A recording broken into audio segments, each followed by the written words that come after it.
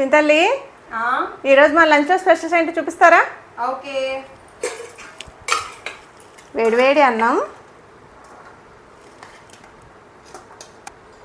మామిడికాయ పప్పు, నా ఫేవరెట్ కర్రీ. అవును,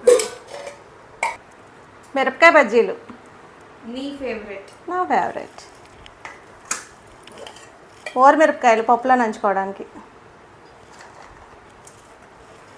గొట్టాలు, వడియాలు,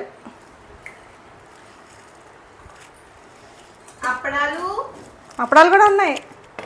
మెత్తబడిపోతాయని ఇందులో పెట్టా అప్పడాలు. చూడు అప్పడం సైజ్ ఎంత ఉందో.